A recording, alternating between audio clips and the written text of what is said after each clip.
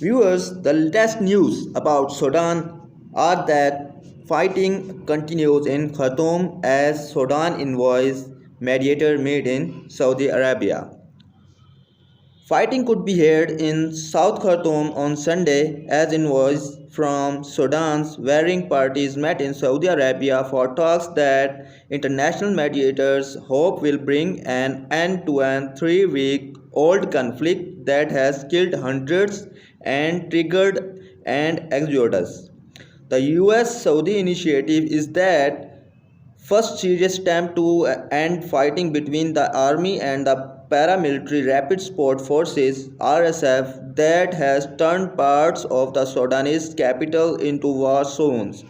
Drilled and internationally backed plan to usher in civilians' rule following years of unrest and created a humanitarian crisis.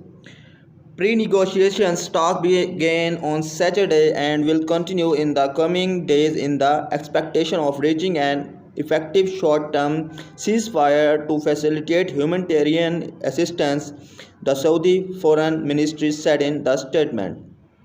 Saudi Arabia will allocate $100 million in humanitarian aid to Sudan. Saudi state-run Al Akhbariya television said earlier on Sunday.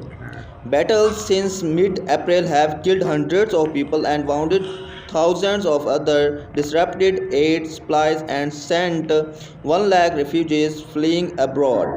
Manal Salah, a 20-year-old laboratory doctor on an evacuation flight from Port Sudan to the United Arab Emirates, said her family hid for 3 days in their home close to army headquarters in the capital before eventually traveling to the Red Sea coast.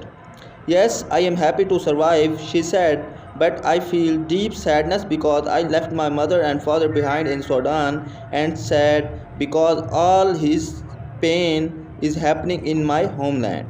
Thousands of people are punching to leave from Port Sudan on boats to Saudi Arabia, paying for expensive commercial flights through the country's only functioning airport or using evacuation flights.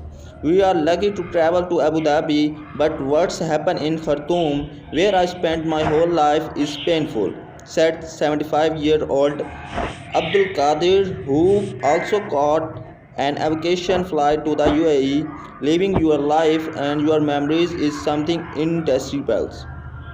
While mediators are seeking a path to peace, both sides have made it clear they would only discuss a humanitarian truce, not negotiate an end to the war. The US and Saudi Arabia urged the warring parties to use the latest talk to move toward scheduling subsequent expanded negotiations to achieve a permanent cessation of hostilities, the Saudi Foreign Ministry statement said. Confirming his group's attendance, RSF leader Muhammad Hamdan Dagalo, commonly known as Hamidati, said he hoped that talks would achieve their intent aim of securing safe passage for civilians. Hamdan has vowed to either capture or kill army leader Abdel Fattah al-Burhan, and there was also evidence on the ground that both sides remain unwilling to make compromises to the end bloodshed.